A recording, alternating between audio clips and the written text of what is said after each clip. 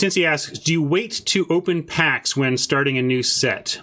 I don't see any reason to wait for opening packs for any reason anymore. Like previously I waited because it was just easier to open packs at 10x. And I suppose you could wait at the beginning of a set. It's not like getting those rares and mythics out of the pack is that big a deal. So if you really just want to wait for the 10x, go ahead. But also on stream, people like seeing packs open, so I just open them one by one now. But I don't think it's vital for you to, open all your packs or anything. But as the set goes on, then you really want to understand where your gaps are in rares and mythics and stuff. And here we have a Drowned Secrets. We own one of them. This is what I'm talking about. I'm not sure whether we're supposed to take this. I don't know. I think I'm going to be conservative about the gem grind here, or I don't know if that's the right word. I don't know whether you consider conservative or doing it or not doing it. But I'm going to not rare draft as much in this set because I don't have a good understanding of whether we're going to get to the 4x or not, and that's vital to whether there's any value in it. So Timnos, right on, got first 7 wins, and it's the 4th time ever you've drafted. Well, we prepared you well around here, haven't we? Right on. Great to hear. So I think we're not going to take this rare because I don't know if we're going to get to the 4x. So then what do? We have Boros Challenger is a great Boros card. Healer's Hawk probably won't wheel, but I'm glancing around for Dimir cards, but I unfortunately don't see anything that justifies a Dimir pick here. We actually might wheel Drowned Secrets as well. That's another side comment. So I think we just have to take the Boros Challenger, though. And where's the voting at? Oh, is voting off? What's going on? Deckmaster? No, draft voting is on. Does it work? Apparently nobody cares.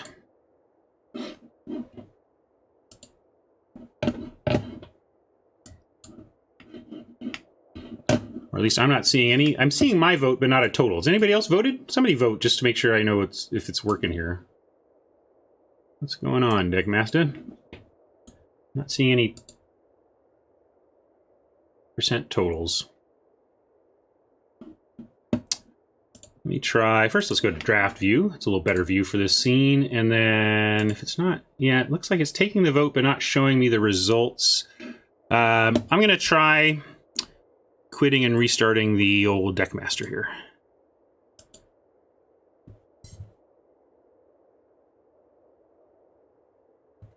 Okay, if other streamers have been having problem with voting percentage, then it's probably not just me. I like having that comparison because when I know it's happening to others, then there's nothing I can do.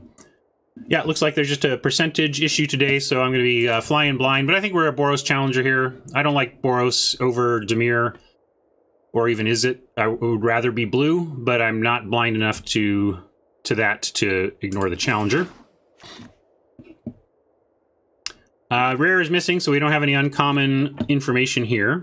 By the way, I'm using... Carpe, are you here yet? I'm waiting for Carpe to show up because I'm using Carpe's draft assistant that helps show me what uncommons might be missing from the print run.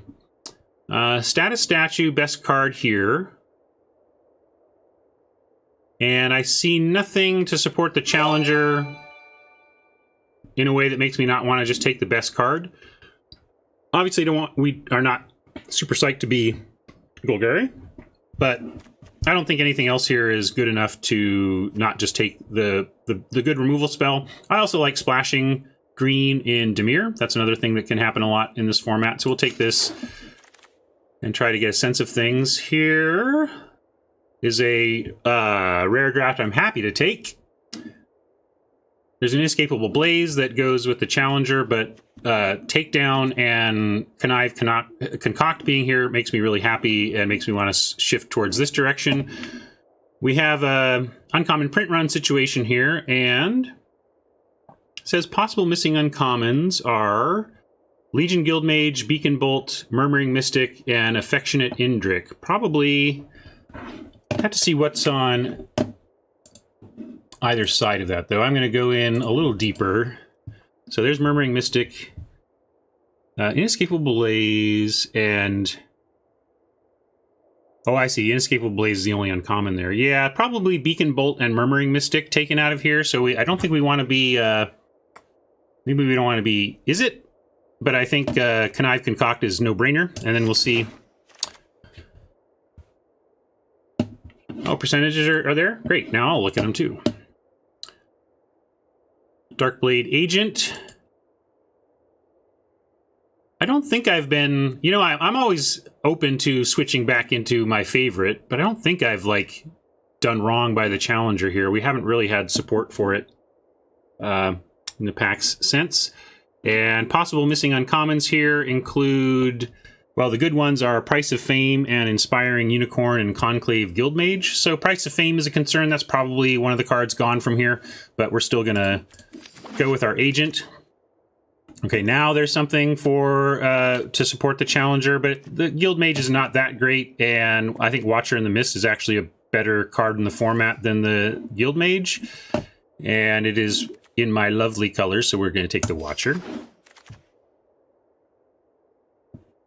Muse Drake, just okay. Yeah, now we're kind of seeing some, well, it's bad red, I guess. The bad Boros is around. I mean, Rubble Belt's okay. The other ones are all whatever. These are both very whatever. So what's less whatever, the Shade or the Drake? Probably... Yeah, these are very equivalent cards to me. They're both kind of like the cards that I don't want to have to run, but I'm not embarrassed to run if we end up with them. And so it's more like a roll card situation. And this is like, well, I couldn't get a great finisher, but sometimes Veiled Shade comes down and just threatens to be a 6/6 and is enough. But Muse Drake replaces itself. It sets up things like the sacrifice a creature to kill a creature stuff. So we'll take Muse Drake. Looks like Chad is on board with that as well. Here's a Guild Gate to support the status. And I like that better than a fairly generic Centipede. Looks like if we had kind of forced our first pick, we would be okay here. There's been a lot of decent Boros coming, but I'm not feeling like we're doing it wrong. There's been some open stuff in a lot of color pairs here, so I'm not sure exactly where the bots are at yet on this. Here's a nice, this is a fine pass wall spot. All right, this is great. We passed up a lot of this stuff in our, pack one, pick one. It looks like the rare didn't make it around. And when I was like, well, I can't quite justify taking these so early just for Dimir, but now it's kind of showing us that maybe we are in the right seat. So that's really exciting. And yeah, we're going to take, like I said, cover up number one or dazzling number one is the question here. And I really want both of those, but the cover-ups are more important to Dimir's ability to withstand long games, so we're going to start here. Hey, Valhallas, how goes? Yeah, Lights is great. Everybody who's watched this stream a lot with me on GRN knows that I love me some dazzling, and we apply it deftly. It has narrow windows of application, but you usually find one or two per game, and they're usually blowout situations. So that's why I like dazzling. It sometimes gets stuck in your hand, but when you do get to resolve it, it's frequently like 2 for 1 plus scry 2 for a single blue mana. You know, it can be really crazy the value you get there. We'll take an uncommon here for Vault Progress. We could take that Gate, but I don't think we're putting green and white in here, and we wouldn't handle it that way anyway. No uncommons. Here's an uncommon, but we have a Severed Strands. This is the card whose name I couldn't come up with that I think is part of what made me take the Muse Drake. Although often, even though it's just a dumb 1/3 flyer, it's still frequently not the worst creature you have. So even though it technically replaced itself, you should still use this on your worst creature. So, and a Vapors. We'll consider main deck Vapors. We'll see how it fits in. Some uncommon Vault Progress. And a Righteous Blow. Yeah, Righteous Blow coming last suggests that we could have been fine in Boros too. I think if we had really forced that Challenger through those second and third picks where there wasn't much support, we would still be okay in a Boros situation. We have 1 Temple Garden, and if we had 4, I would just snap it up because it would be a instant 20 gems. But since it's not an instant 20 gems, I'm not sure that it will ever be 20 gems. So I'm going to hold off on that. We hope to wheel this second Guild Gate. If we get a second Guild Gate, we can easily play the statue.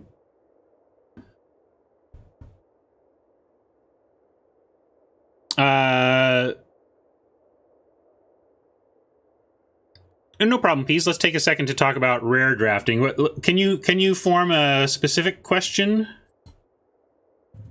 Like, what are we trying to explain? I just want to make sure I'm answering the right question before I start answering anything. And for here, yeah, we'll take Notion Rain. Rare missing. Some sweet uncommon there. Splashable Sizzle, but we're nowhere near that splash. Here's another gate that might wheel for us. That's pretty exciting. But we'll take Darkblade here over Snitch or Rat. I'm pretty down on Snitch. It does some okay work against Boros, but that's about it. Yeah, I don't. So let's see. I want to make sure Peas. I want to give Peas some understanding, but not go overboard because I know a lot of my viewers already understand this stuff. But I'll try to make it quick. So when you open booster packs, there's a rare protection scheme that makes sure that you don't open a copy of a rare or mythic that you already have 4 copies of, right? So you slowly fill up the full collection. And then everybody, I think it's pretty common knowledge that once you fill up the whole collection, whenever you open a rare, you'll get gems instead. And whenever you open a mythic, you'll get 40 gems instead, 20 or 40. Oh, you just want to understand the table. Okay, see, that's what I mean. I wanted to make sure that... So what table are we talking about?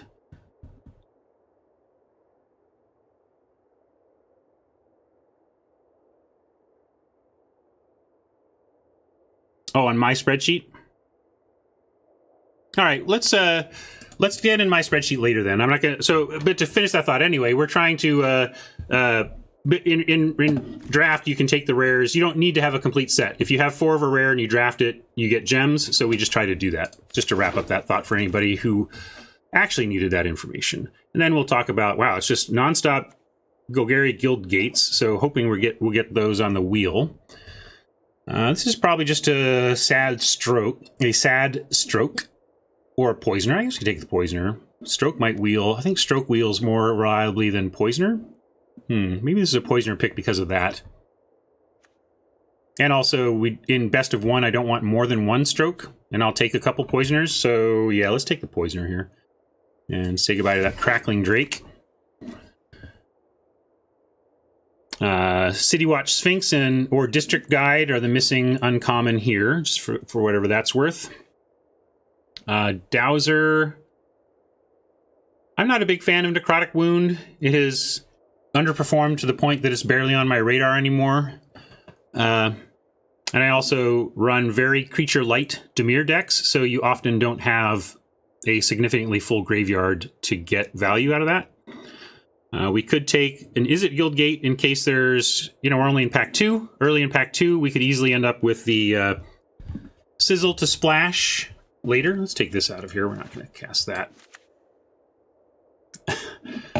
Oh, you're on. Sorry, you're right. We're on the. If you sub during the draft, when I'm on the draft scene, it maybe doesn't do the same celebration. But I'll give you a personalized Rat Burglar in just a minute, bud.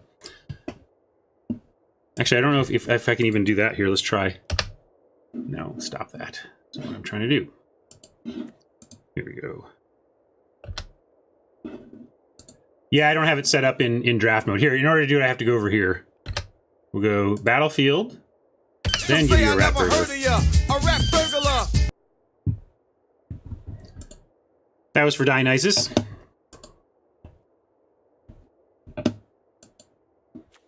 Yeah, that's a good reminder. Actually, let me make a note that I need to make sure that my alerts are set up on draft.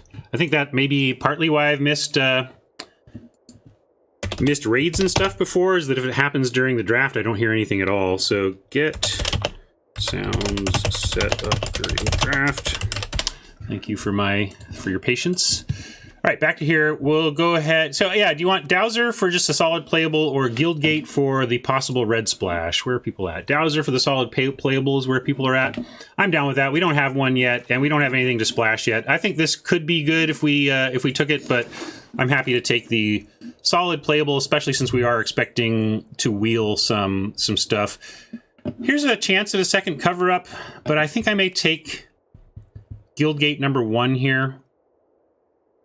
None of these cover-up. If this was first cover-up, I think I would take it, but I'm going to risk having another shot at a cover-up, and we're going to take the gate here.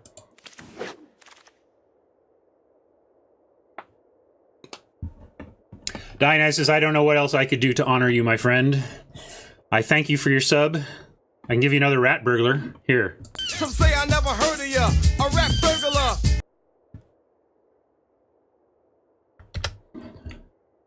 Everybody praise Dionysus in the chat. Make him feel awesome for his sub, so that he feels properly rewarded for his devotion to my channel. Okay, so another chance at a gate, where we can take Child of Night. Where are you at on this one? Yeah, I'm with gate. Oh man, if they do a preview stream and I get to participate, we're going to be punting all day long, man. All day long.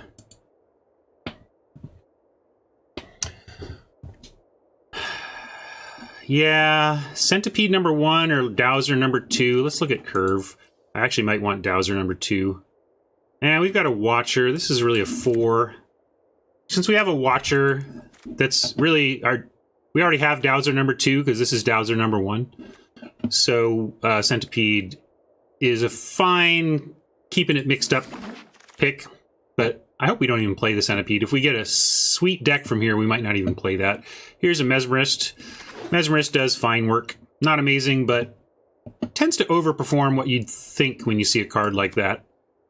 You know I don't like to play these, but there's no uncommons to take, so I'll throw this... I don't know, Dionysus.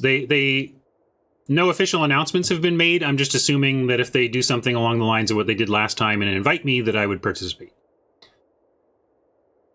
It's a nice late Goblin and Wave. So again, if we had stuck with Boros, looks like we would have been fine. I'll take that. Oh, I should have taken the uncommon for Vault Progress. I just spaced on that there. Will not space on it here, though. Wujo, I read everything WotC sends me very carefully, and I act accordingly on my stream. How about that?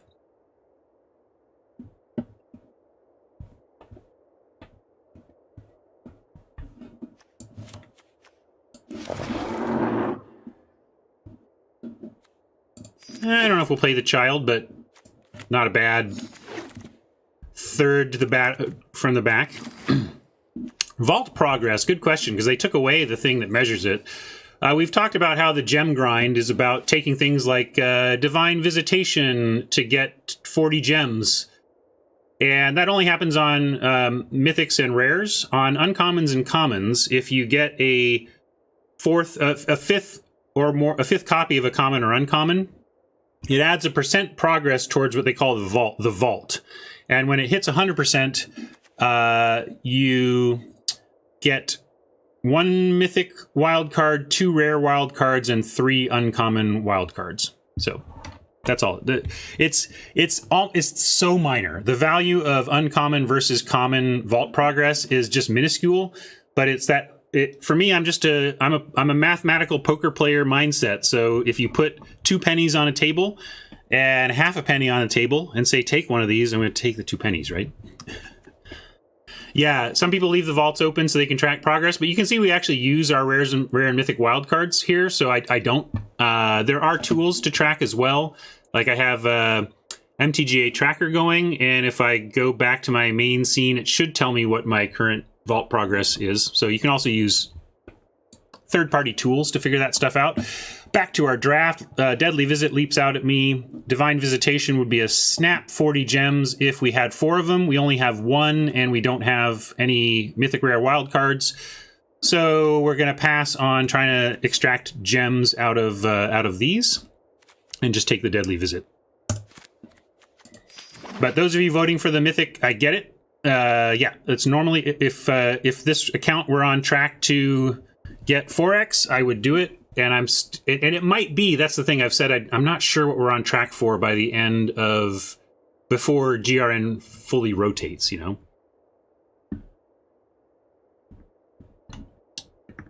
Adalwar, I'm with you. It seems like Draft Tracker gets very confused by the fact that I use multiple accounts. So I'd be interested to know if anybody has good suggestions for a multi-account tracker as well. So yeah, we're going to take the agent. We're not going to rare draft here because I'm not sure it has value for us. Here's another same situation of cover up versus cover up number 2 versus another gate. We have 2 gates. Oh, we didn't wheel any of the green gates. That's worth noting. That means we kind of have to jump on those if we see them and we think it's worth it for the statue. I think with just one more green-black gate, I would run the statue. Oh, we're not in draft view right now, thanks. I switched out to Salute Dionysus.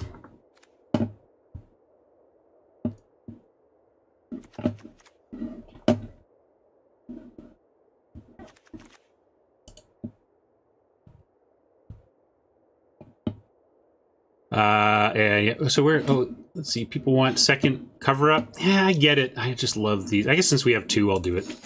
We have 2. And here's another one we could take, but Poisoner, Gorgon, better than, or Informant, better than another gate. Since we don't have a lot of CCDD going on, we can probably afford to pass the gate here and stick to the most powerful card. It's probably the Informant. It's probably the Informant. We don't have any Surveil triggers yet, but don't sleep on Informant as the as just a great little 1/4 blocker. And also, this is the kind of thing where if I play the Informant and then I play the Muse Drake and then I have the Severed Strands, like just because the Muse Drake drew me a card, I should probably just get the Informant at that point. Hexstar, you're not wrong that taking on-color gates allows you to splash through basics. That's a good point. But I'm still going to take the Informant here.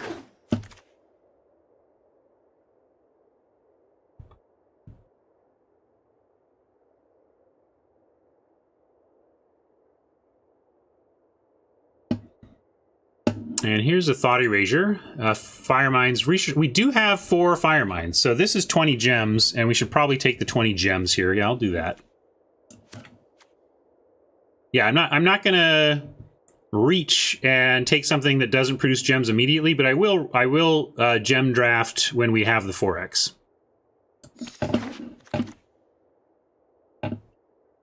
Ooh, we just keep getting.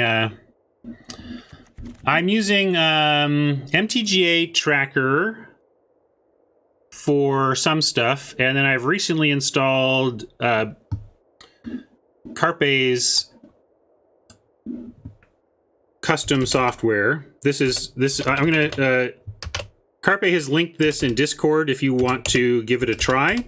I can't Carpe may be an evil actor looking to ruin you, but my read is no. My read is Carpe wants to improve people's lives on MTG Arena. So I have trusted it and installed it. And this is a MTGA draft assistant that shows me what my quantity of a given card is in my collection. So I know about rare drafting.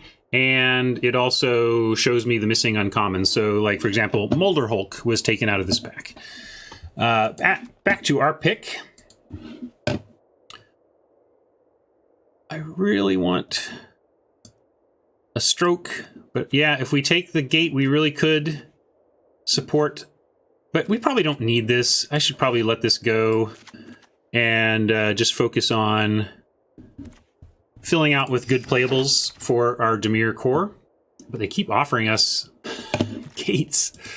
But I also, see, keep in mind here, like, we're not actually at playables yet because of the gate situation. We have 20. And I want to make sure we get our 3 additional playables. So as painful.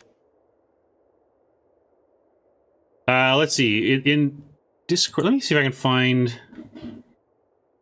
Is it possible to link from within Discord? Can I find the link in Discord and then share it or something?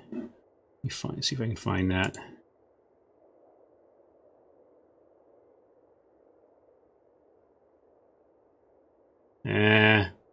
I'm not immediately finding it, so I'm not going to waste any more time on it right now, but maybe I'll work with Carpe to get that more upfront and available to everyone later. And yeah, I guess we have to take playables because we are not at 23 yet, and we're closing in on the end of the draft. Although, look at that. Ugh, that makes a playable. So I'm going to take the gate because it is like taking a playable.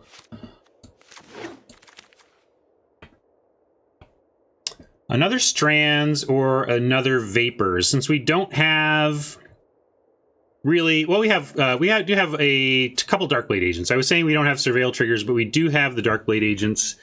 So you could make an argument for a second Vapors. I don't know if I want to run two. I don't even want to run this Child, though. And with Double Informant and Muse Drake, I think we can get away with 2 Strands here.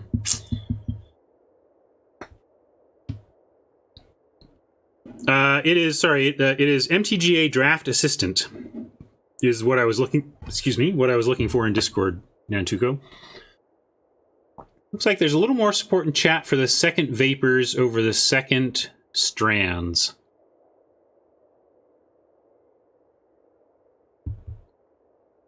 Yeah, I'm going to take the second Strands because we have some decent sack stuff here, and I hope we don't play... In fact, I don't think we want to play the wall to the point that I would take the Uncommon Vault Progress over it.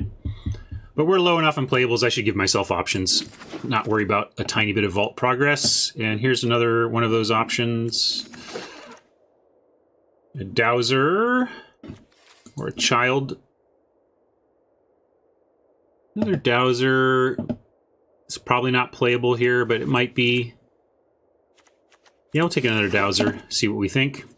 Hey, late Dazzling. We already have a pass wall, so I don't want that, but I'll snap up this Dazzle. Dazzle plus Darkblade, as was mentioned earlier by somebody, is quite the combo.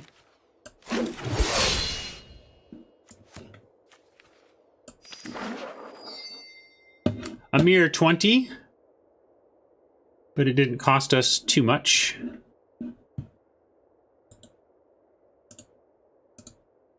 Any Jeopardy fans out there? I'm a kind of a, I wouldn't, maybe not a fan is maybe an exaggeration, but I really enjoy the show when I think to catch it or whatever. And hey Oni, there's a guy on right now who has who's won 10 in a row. And I had not watched any of his, I have not watched any of his appearances yet, but I have fanatical Jeopardy friends on Facebook, and their posts got me to go check it out. They open up and they say, you know, our returning champion, whose 9-day total of 588,000, and I'm like, wait, 9-day total? This is Jeopardy, right? 588,000 divided by 9. I'm like, what? What is this guy doing? So it turns out in 9 days, 3 of his 9 wins were the top 3 single-day Jeopardy scores of all time.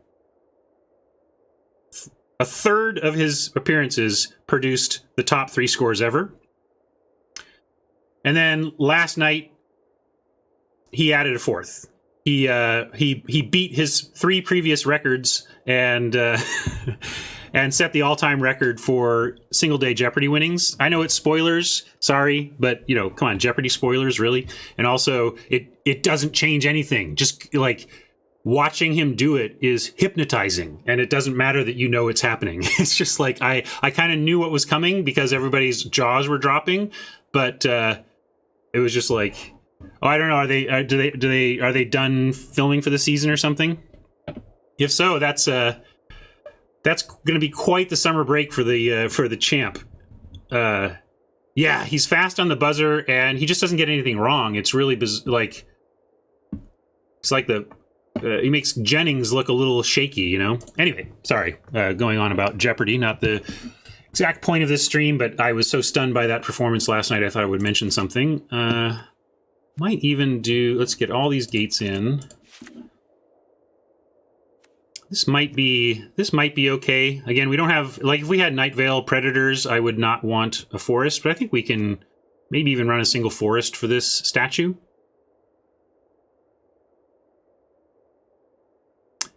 I think Jeopardy would be crazy to do a quiz show situation, and we've seen, this is not like, we have seen Jennings, we have seen other, Arthur Chu There have been contestants that have really shown that you can get an advantage. Also, here's a huge thing about, I think, the advantage the returning champs have. How long do you think it takes to get used to the Jeopardy buzzer? Like, before you're like, you've got a good feel for when to buzz to get there, right? Like, the returning champ has had at least a full game of getting used to the buzzer, and the other two contestants need to catch up on how the buzzer feels, right? I think that's a huge advantage, and especially when, like, yeah, that's interesting. That they gave it. It makes sense. Like, you should really give, like, if you're going to be on Jeopardy, they should almost give you a week to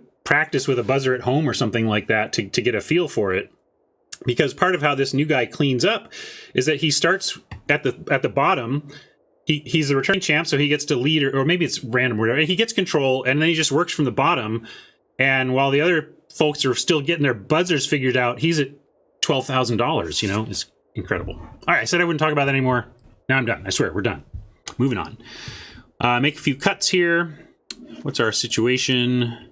15, 11. I don't mind cutting some creatures. 15 is actually a lot of creatures by my standards for this. Although we do have 2 severeds, so if we're going to keep the 2 severeds, we might want to keep our high creature count. So what is that? Let's look at possible cut candidates here. I want to just move one of these over, not both, but I'll do it like that. Same thing here. Like, one of these Dowsers could go, and this Necrolisk could go. Probably Necrolisk is worst creature. I like Dowser better. That leaves us with... so we've cut 2 creatures. Are we willing to run... Maybe we'll just go back to the 1 strand. Kind of like that.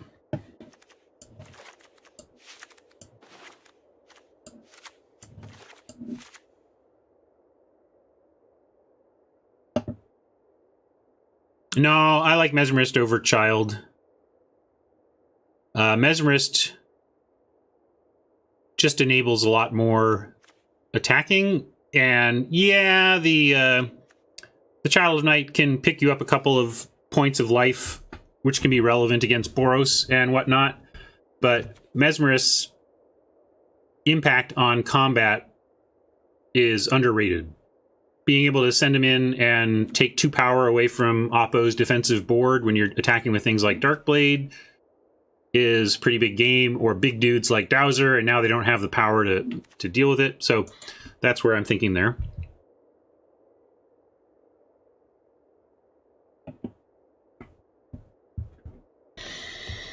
And I don't want this. What are we calling this? We got a couple of agents, a couple of Dowsers. Got a one rare. How about, we'll call this, let's base it on the rare. Conniving cover. Oops.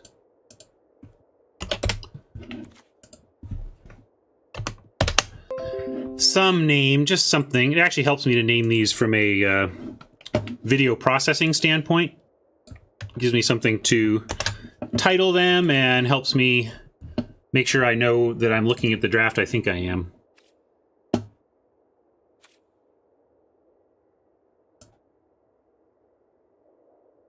That's pretty good. All right, you win. Double D's it is. Just because also one of our regular viewers is Double D's.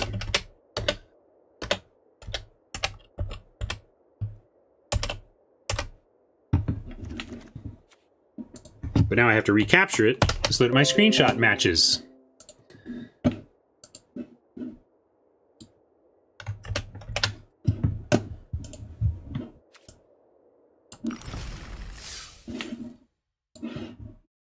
All right, let's adjust our info. I'm sure that's wrong. And get to battlefield view.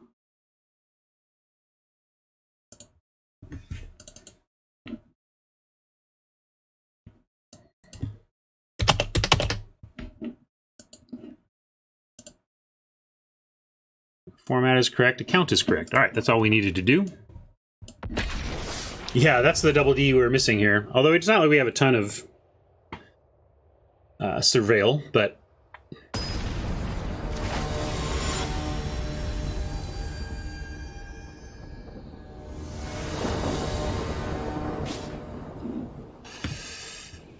Oh, I didn't look at my land carefully. I think we're okay, but we may be really off on swamp blue-black mix, since there's gates that can often mess that up, but sometimes they get it right. It might be okay. Keep this, though. Agent into informant looks really good. And often, if they play some 1 toughness defenders, we get them. I'm doing excellent today, Fellhammer. Thank you. How are you doing?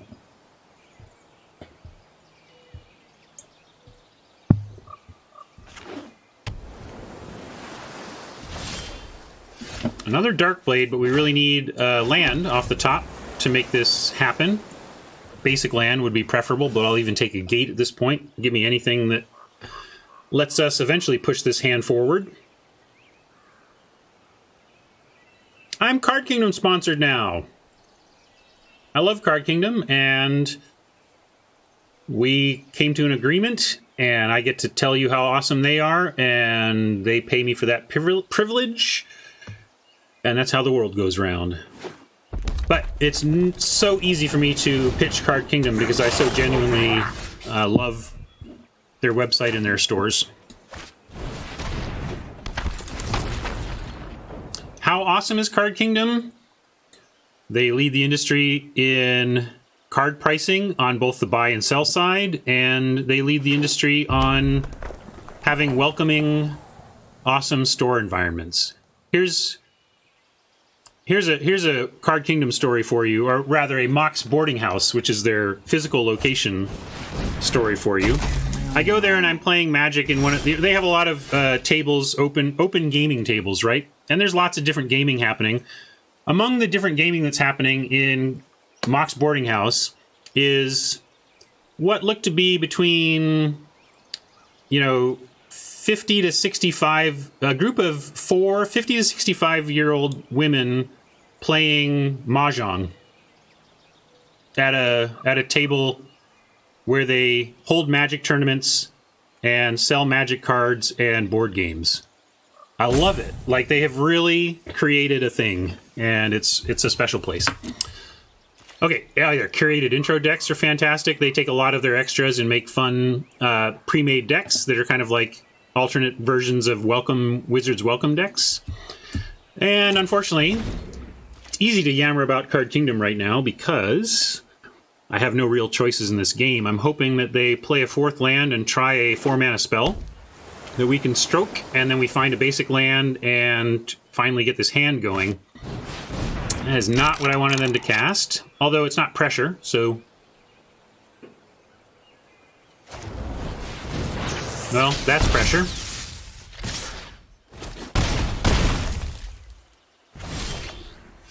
Well, we got our land, but it's a little late.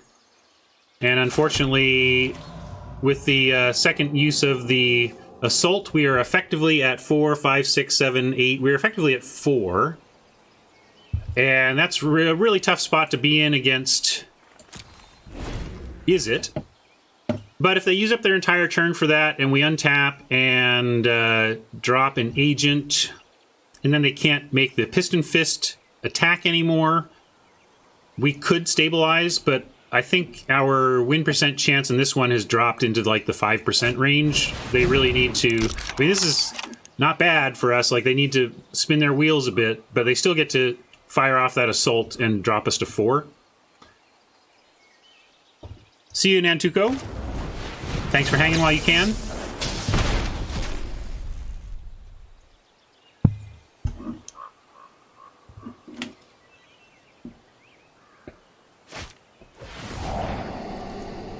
Okay. Like, this could be worse, right? They've only got 2 cards.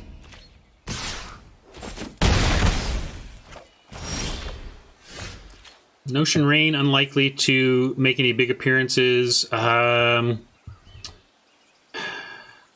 guess we agent because we can double block the Cyclops if they can make it attack, and if it doesn't have any extra oomph, we get a 1-for-1 for the Cyclops. But again, maybe 5% is too low. Like, they could have enough nothing But yeah, see, this is what I figured. Like, if they have anything, we're just in terrible, terrible shape.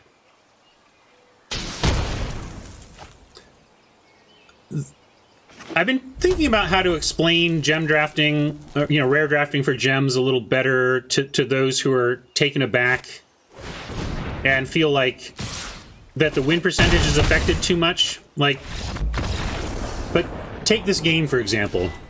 Like, nothing about our draft even impacted that loss, right? Like, these are the kinds of losses you take in Magic that have nothing to do with what you even drafted, right? So it's losses like these that make gem drafting more valuable than people think it is. They think, oh, well, you took 20 gems, but isn't a great card worth 20 gems? My deck's full of great cards. It was not worth 20 gems because of the nature of Magic.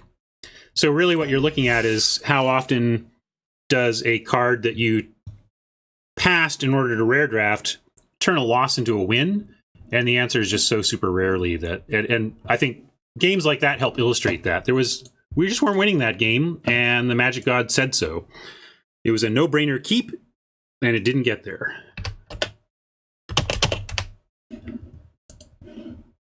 Yeah, thanks. Check land. Let's count our blue. 7, 8, 9 blue. Black is 5, 6, 7, 8, 9. So I got it right. We're good. That's exactly what I would have done. 9, 9, 3.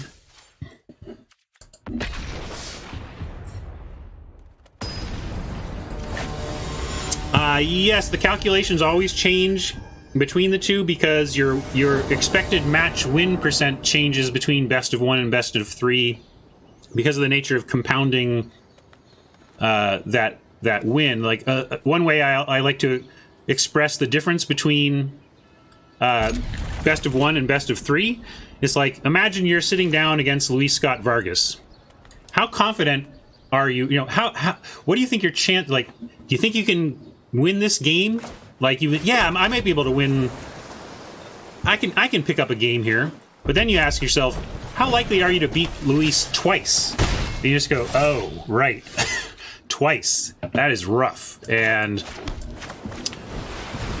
that's the difference. You give top players the chance to apply their kind of, 65 to 70% game win rate on a match level. They're going to turn that into a 75+% match win rate. Not going to offer that. And here's what I mean about liking the Mesmerist over the Child of Night. We get a clean attack here. They have no blocks. They can't trade if they, it would not be a trade. And then we get to play an Informant and have some good D. We also have this sneaky status that we could use if we wanted, but it's not going to come up here.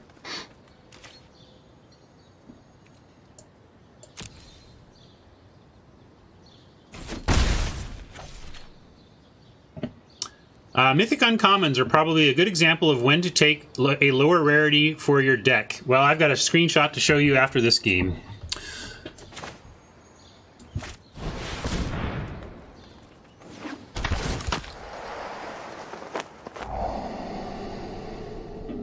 I'm not going to keep Stroke or Island against Boros here.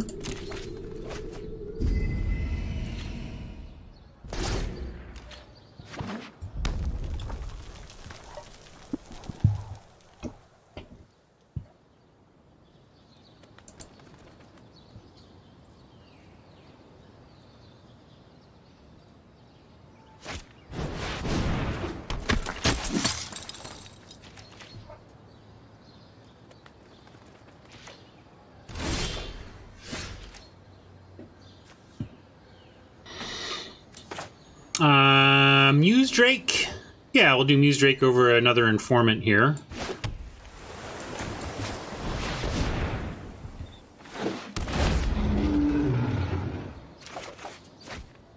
The Mesmerist no longer has an attack because there's nothing we can... I mean, I guess we could shrink the Courier and say that they have to block Shieldmate or Instructor.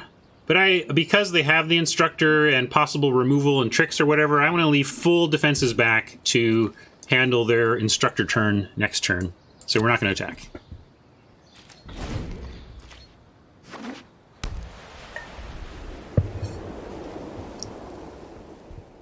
I made a bunch of picks, Imric. I'll show you all. I'll show you several of them.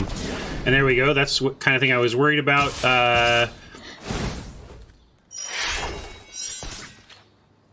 But we'll go ahead and trade 1 for 1 on the shield mate by making this block. Well, at 5, I could go 2 for 1 on the blade instructor. It's just that we have this status statue that I feel like we can, if we find the black, we can just kill it. But there is also the fact that we currently do not have black. So are we going to sit around and wait? I think I am going to give it 1 turn, because we double block here, take 5. We can at very least play the informant and have a bunch of big butts on the ground that can threaten to trade off with the instructor. So that's my reasoning for this set of blocks. Yeah, we might get first striked here, but also we can't not try and defend ourselves. So that hurt, but swamp off the top really helps. This, let's see, power 2 or less. Unfortunately, we can't do any of that unless we want their courier. That makes no sense.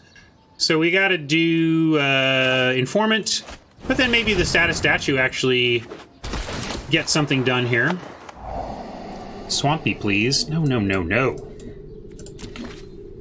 I guess I could have kept the island to play the Watcher, but I really do want the swamp, so I'm going to try and get it.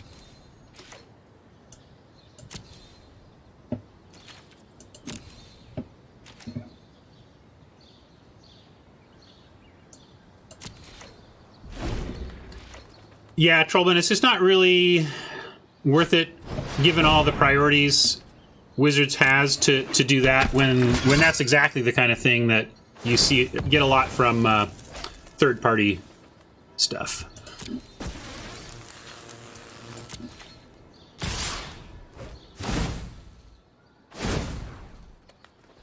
All right. Obviously, we're in a bit of a tight spot here.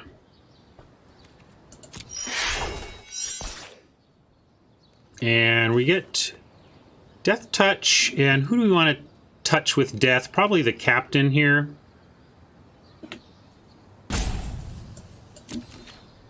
So we go like this. Right, Scott? Haste Mentor. Yeah, just making sure it works. And it only takes 2. We only take 2 on the ouch back.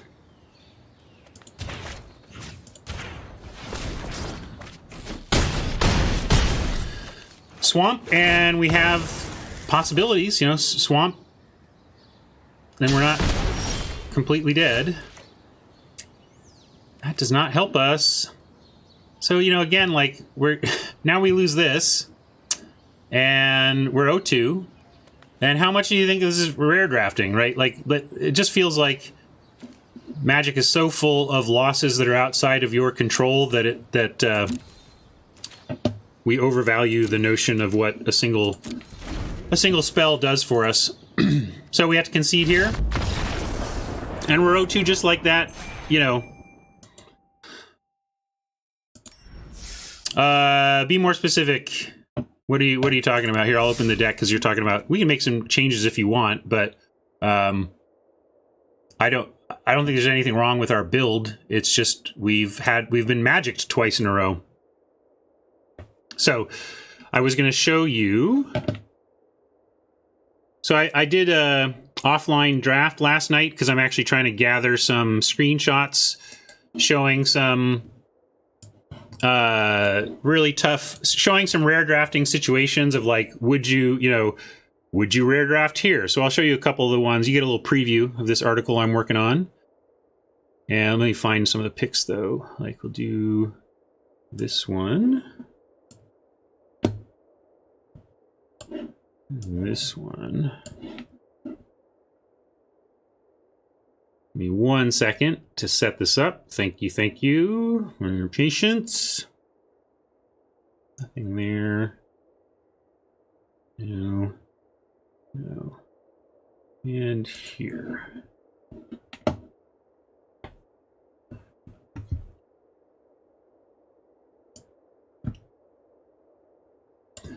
All right, so now I'm going to go left monitor on you, and we will take a look at some of the rare drafting I did last night. And this is in the context of the paid account that had 4x of everything. So we were guaranteed the gems on these picks. Let me do them in order. This is pack 2, pick 1. Pack 2, pick 5. Okay, so here's pack 2, pick 1.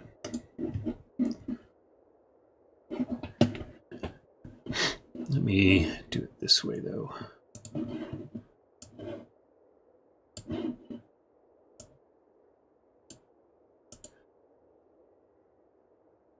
So while you look at that, I'll say Dionysus asks, "Are you going to do a set review?" I don't know if a set review makes sense for me, buddy. Like, I think the set review is going to happen as we play cards. You know.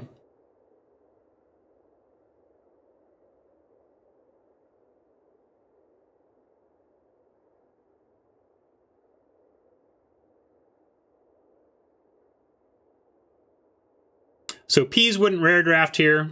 And Peas, if your only goal was to end with more gems than you started with, I think you made the wrong pick. Keep in mind, this is a mythic. This is worth 40 gems. I think if this were a rare, I think 20 gems would be worth more than the EV of a Murmuring Mystic. But 40 gems blows away the expected gem value of a Murmuring Mystic. So this is not even close in my mind.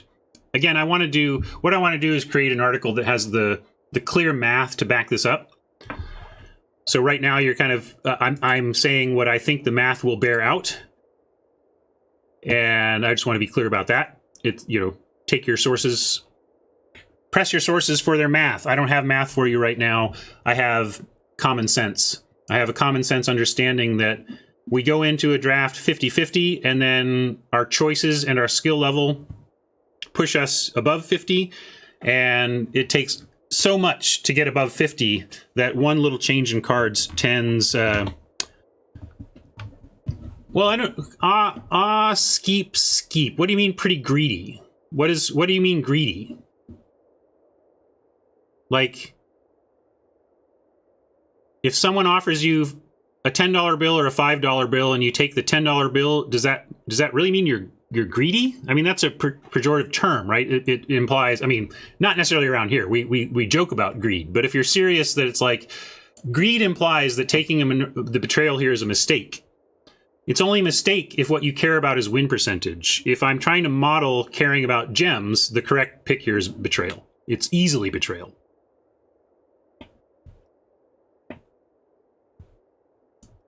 Easily betrayal. It would be a little more interesting of a debate if it were only a rare and we were debating 20 gems versus 40, but 40 is just, it's easy. So then here's pack 2, pick 5.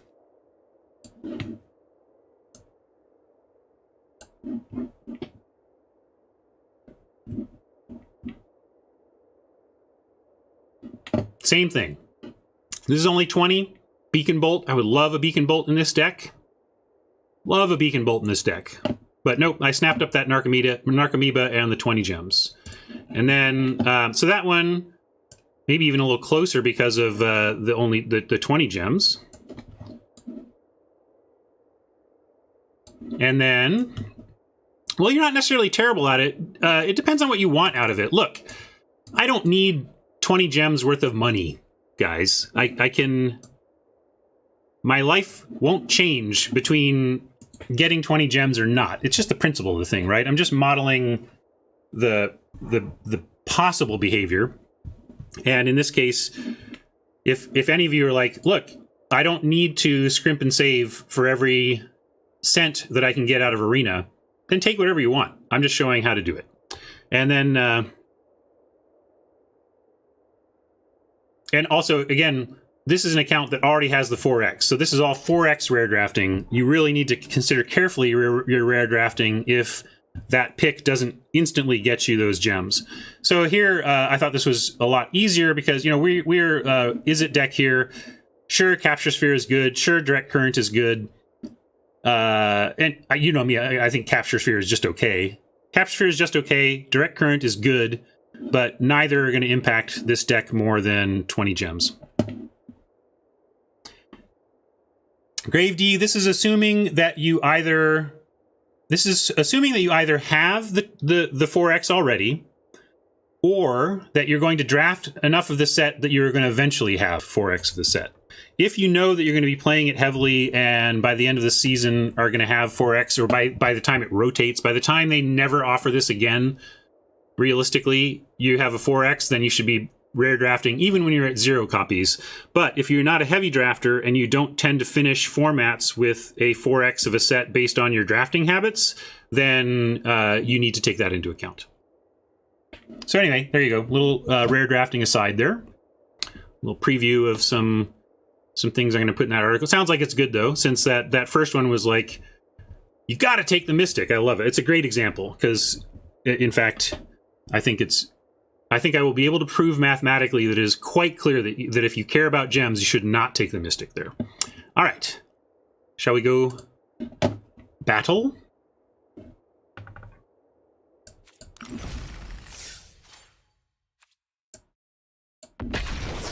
And here we are, 0-2.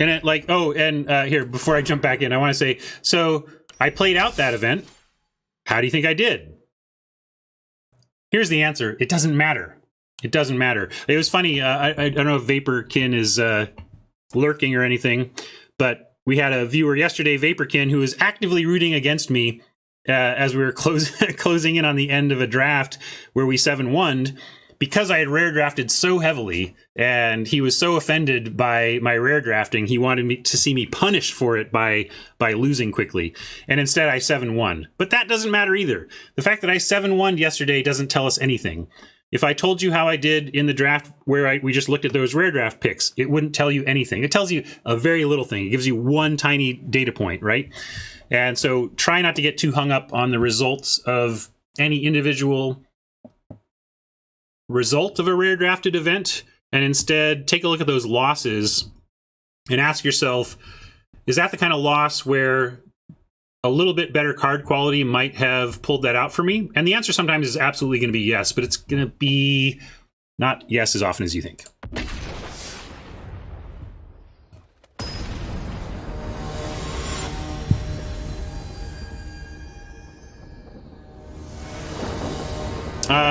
David Vero says, we need the time-traveling supercomputer if we want to compare the win percentage differences. Well, you're talking to a former WotC employee who spent years poring over win percentage card data on Magic Online. So, in a sense, while it was not a time-traveling supercomputer, I have worked with the computer for many years on knowing exactly these types of percentages. So I do have an advantage on that. I'm not going to reveal data sets that I know only because I worked at WotC, but I can speak to them in a general sense and provide a range of impact that an individual card tends to have on your results.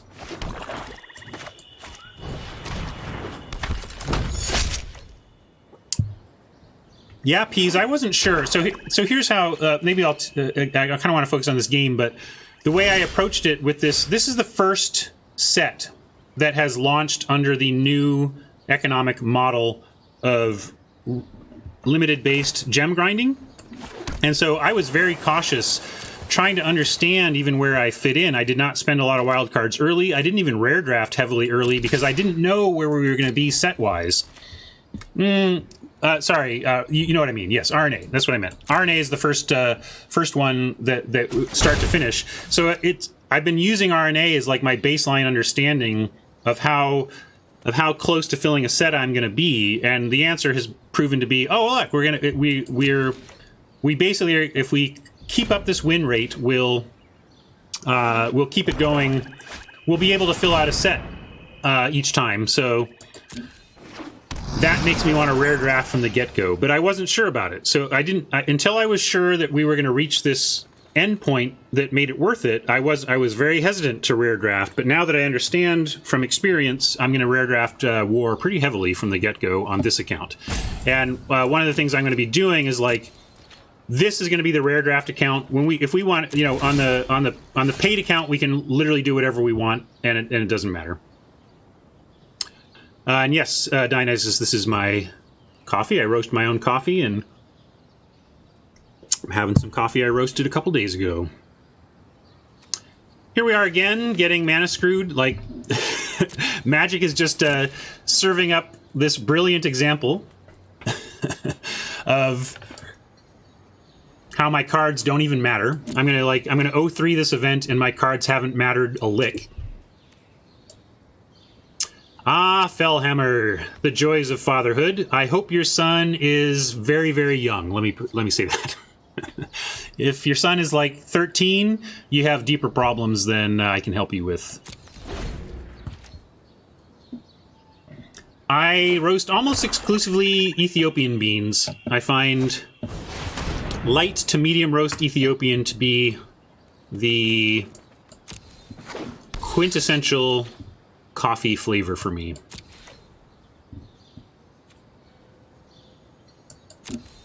All right, how about some land? Let's have some interesting things here. You know, it's funny, given all the talk about gem draft, like, this is just great. Like, I love it. Like, it's like, yeah, we rare drafted the crap out of this, and we didn't actually. And then we went, that's the other thing, we didn't rare draft, right? Like, I rare drafted once because it was a sure 20 gems. We passed up on like 4 rares or something in this draft, and none of it would have made any difference in this particular case.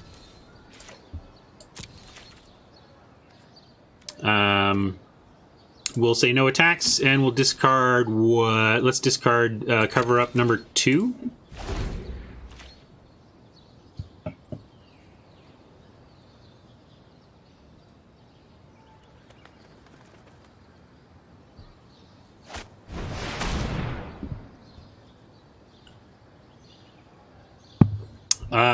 There's Atrata. Atrata did some work for us in our deck a little bit ago. But now I kind of feel like I'm waiting to die here. This is just kind of funny. I guess we get to play some RNA today. Man. It's just a bummer that this is on the free-to-play account. So it's particularly painful to lose out on the gems here, to get basically no value back for our 750. But this is Magic. I mean, wow.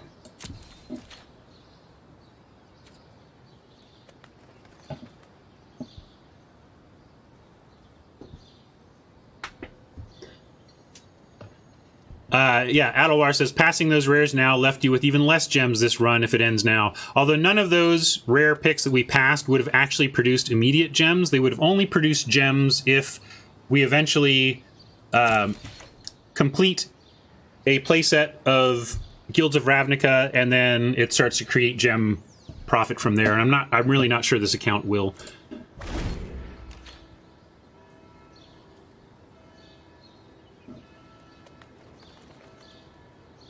Let's go check some other questions here.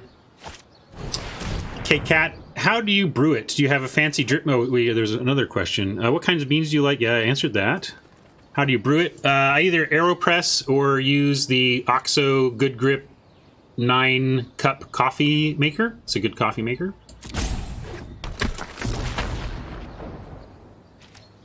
And Tekken asks, do you like a dark roast or a light roast? I've ranted about that. You can go look at my soapboxing collection for some coffee ranting. But the short version is dark roast is a lie made up by Starbucks to... Not by Starbucks, but I shouldn't say that. Dark roast is lazy coffee. It's just kind of... It's like burning toast to me. I think light and medium are the only acceptable roast levels for coffee. For me. I think people who like dark roast have a somewhat of a Stockholm syndrome with the coffee industry. Hey, look, land. It's not going to matter at this point, I don't think, but it's all we can do. So, hey, at least we don't have to discard this time.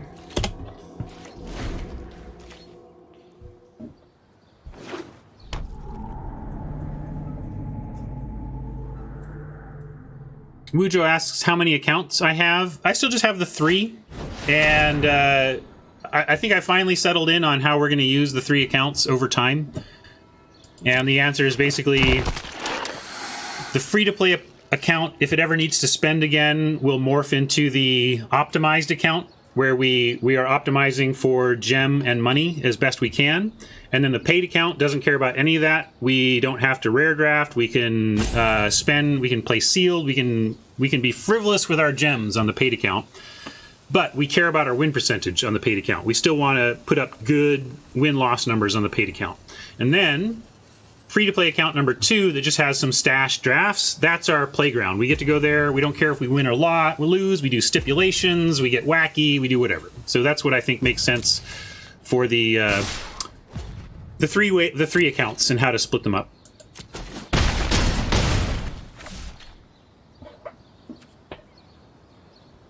Yeah, Shadius, that's what I was, I'm sitting here waiting to die and kind of just chatting with chat because we're so dead. So,